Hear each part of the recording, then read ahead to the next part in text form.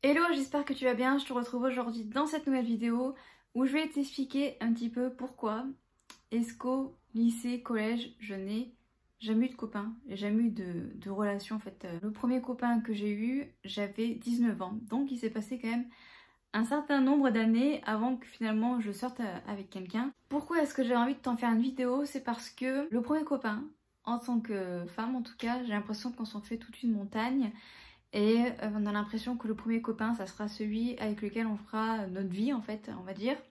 Dans mon cas, ça n'a pas du tout été ça, mais j'ai l'impression que dans notre tête, c'est un peu ça. Il y a certaines filles qui vont, on va dire, rapidement avoir des copains à l'âge de 13, 14, 15 ans. Donc on va commencer tout simplement par le commencement. Même en primaire, c'est pour te dire, j'ai aucun souvenir d'avoir eu une amourette, voilà, où je tenais la main à un garçon et je disais que j'allais me marier avec lui, que j'allais avoir des enfants. Pas du tout. Mais alors, que ce soit en maternelle ou en primaire, j'ai aucun souvenir. Par contre, j'ai le souvenir, et ça c'est plutôt drôle, j'étais en CE2 et je me souviens qu'en CE2, il y avait en fait un couple. C'est drôle d'ailleurs à dire, genre on a 9 ans, bon bref, c'est trop drôle. Et du coup, je me souviens de cette fille et de ce garçon-là. Ils se tenaient la main et ils disaient vraiment qu'ils étaient en couple. Enfin, vraiment, c'était trop mignon, quoi. J'étais pas du tout jalouse d'eux. Je trouvais ça mignon, en fait. Je me posais pas plus de questions que ça. Et puis après est arrivé le collège. Et là, finalement, entre la primaire et le collège, il y a un peu une marche, on va dire, qui se crée. On a tout de suite l'impression d'avoir grandi, d'être grand, mais en même temps, on est les plus petits du collège, hein, si on se fie à l'organisation, on va dire. Hein. Donc c'est un petit peu étrange comme sensation, puis c'est vraiment un palier en fait, parce que il y a tellement de choses qui changent, que ce soit par rapport aux professeurs, aux cours, aux exercices à faire, suivant ce qu'on veut faire plus tard et suivant comment on est dans nos têtes à ce moment-là. Il y a des filles qui vont se dire, ben super, on va pouvoir faire plein de rencontres, on va pouvoir voir plein de garçons. Et il y en a d'autres comme moi qui vont se dire, qui vont se focaliser sur les études et ça a été un peu mon cas. Bien évidemment, dans cette vidéo, je vais parler, on va dire, d'un couple hétérosexuel parce que dans mon cas, c'est mon cas quoi, c'est mon histoire. Donc je vais, on va dire, parler de filles et garçons. Bien évidemment, il y a aussi des filles et des garçons ensemble. Mais là vraiment, voilà, dans cette vidéo, je vais parler de mon cas. Donc ça va être complètement hétérosexuel. Je me souviens qu'en 6e, il y avait un garçon que je trouvais incroyablement beau. Il était blond, il me semble qu'il avait les yeux verts ou quelque chose comme ça. Il était mignon, il avait une bonne bouille en fait. Et moi, il faut savoir que je suis quelqu'un de très réservé, très timide. Et j'osais jamais accoster les gens en fait, mais genre vraiment, que ce soit fille ou garçon. Il fallait que ce soit les gens qui viennent me chercher. Et ce garçon, à chaque fois que je le regardais, je rougissais tellement que je sais pas. Et c'était presque un peu comme un idéal pour moi à cette époque-là. Ce garçon s'est jamais intéressé à moi, il était intéressé par une autre fille. Mais c'est vrai que ça se voyait comme le nez au milieu de la figure qui me plaisait. Je devenais rouge, mais alors rouge littéralement comme une tomate, franchement. Mais bon, voilà, pour te dire, j'ai jamais réellement flirté avec un garçon. Il y a un autre garçon qui m'avait dit qu'il voulait sortir avec moi, mais je pense que c'était un garçon qui sortait avec toute plein de filles. J'étais pas intéressée en fait, hein. Je l'envoyais sans cesse bouler en disant des blagues en fait. Je disais jamais oui ou non, mais j'étais pas intéressée. Et même au fur et à mesure, quand j'ai grandi, donc 6e, 5e, 4e, 3e, en fait, quand j'entendais les gens, comment ils parlaient de moi, ça m'aidait pas plus en fait à essayer de m'ouvrir aux autres et à essayer en fait de faire le premier pas par rapport, voilà, par exemple à ce garçon-là qui me plaisait. Si j'avais peut-être un peu plus d'assurance, j'y serais allée, je pense à 110% que je me serais pris un râteau. Mais en fait, j'ai même pas tenté. J'ai jamais tenté avec un garçon, j'ai jamais essayé. Et puis voilà, comme je t'ai dit, à part ce garçon-là qui est venu, on va dire, m'accoster, il n'y a pas eu d'autres garçons en fait qui se sont manifestés. Peut-être que je leur plaisais pas physiquement ou même mentalement, ou peut-être tout simplement que dans ma façon de faire et dans ma façon d'être, je reflétais pas le fait que j'acceptais d'être accostée. Je sais pas si c'est clair entre guillemets ce que je dis, mais comme je t'ai dit, je suis quelqu'un d'hyper réservé, d'hyper timide, et je suis également quelqu'un qui de base est extrêmement fermé, même si je souris facilement et je rigole aussi facilement, je vais y arriver à parler. J'ai l'impression que quand on me regarde, la première impression qu'on a de moi, c'est que je suis hyper fermée. Donc ça aide pas forcément les autres à venir vers moi en fait. Mais tu sais, franchement, ça ne me dérangeait pas en fait. Je me disais pas, c'était pas un mal-être pour moi en fait. De me dire que j'ai pas de copains. Le seul truc qui m'agaçait un peu, c'est que dans ma famille, et je pense que dans la plupart des familles, en tout cas françaises, c'est comme ça parce que je sais que dans d'autres pays c'est pas du tout le cas, mais où voilà, quand on arrive à l'âge de 15, 16 ans, on commence à nous dire oui, quand est-ce que t'as un copain, est-ce que tu veux nous le présenter, des choses comme ça. Alors que moi, ça ne m'intéressait pas du tout, quoi. Voilà, comme je te dis, en 6ème, il y a un garçon qui me plaisait, je devenais rouge comme une tomate, mais voilà, pas plus que ça, quoi. Je me faisais pas un film en me disant que je voulais aller, entre guillemets, plus loin avec lui, avoir une relation de couple, etc.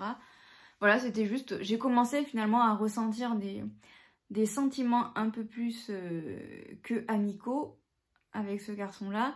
Mais c'était juste des sentiments, je veux dire... Je voulais... En fait, je cherchais rien d'autre. Comme si je cherchais quelque chose, en fait, de platonique. Et voilà, comme je t'ai dit, jusqu'en 3ème, en tout cas, ça ne me travaillait pas plus que ça. Et puis après... Je suis arrivée au lycée, donc pour t'expliquer un petit peu, j'ai fait un BEP carrière sanitaire et sociale. Alors ce qui est pas mal dans cette branche-là en tout cas, c'est qu'il y a très peu de garçons. En fait, il n'y avait qu'un garçon dans ma classe. Puis bon, comme c'était un lycée où il y avait des BEP carrière sanitaire et sociale et des CAP petite enfance, il y avait vraiment pas de garçons au lycée quoi. Au départ, j'étais pas triste en fait d'avoir personne on va dire dans ma vie entre guillemets. Et puis en fait quand j'ai commencé à avoir d'autres filles de ma classe qui se sont mis en couple avec des garçons qui n'étaient pas du lycée mais qui étaient d'ailleurs des copains tout ça et que moi j'avais personne. Et puis c'est l'âge où en même temps il y a tout ce rapport avec la première fois que ce soit des bisous ou même sexuel. Et là en fait j'avais l'impression d'être un petit peu à côté, de pas être dans le moule en fait. J'ai jamais été quelqu'un qui était dans le moule pour quoi que ce soit mais c'est vrai que là c'était vraiment flagrant.